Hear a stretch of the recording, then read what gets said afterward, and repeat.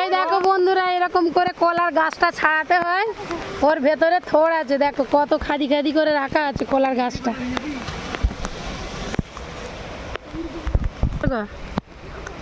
দেখছো এই থোড়টা কিন্তু খুব সুন্দর খেতে। এটা চচ্চড়ি করলে মাছের মাথা আরে দিয়ে এত সুন্দর খেতে হয়। দেখো আমার হাজবেন্ড ছাড়াচ্ছে, এদিকে দেখো না গো, চিকচিকি পড়া।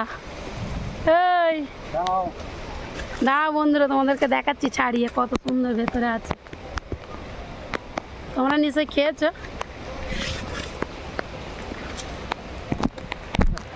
কলা থোড় সকলেই খেয়েছে। দেখছো এটা কলা থোড়, এই যে ভিতরের অংশটা খায়, ভেতরে আছে কলা থোড়। এগুলো বাজারে বিক্রিও হয়। আর এরকম করে ছাড়াতে হয়, দেখছো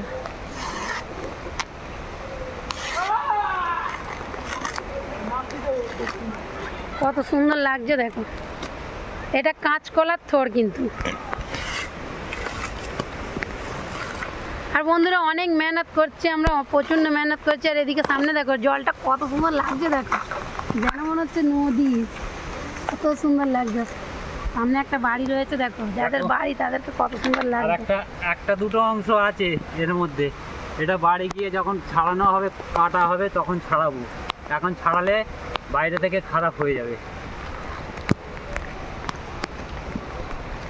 এই দেখো আমি ছাড়াতে পারবো না, কিন্তু আমি নিয়ে একটু কর্তাগিরি করবো।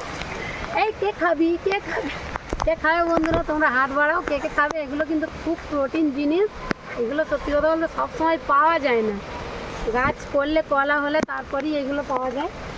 তো চলো আর একটা বাকি আছে, ছাড়িয়ে নেব। পুকুরটা আমরা দেখো কি অবস্থা করেছি বুঝিয়ে। আমও পেয়েছি, কিছু আম কুড়িয়েছি। চলো চলো, হয়েছে। প্রচুর মেহনত লাগে, প্রচণ্ড কষ্ট খাওয়াতে।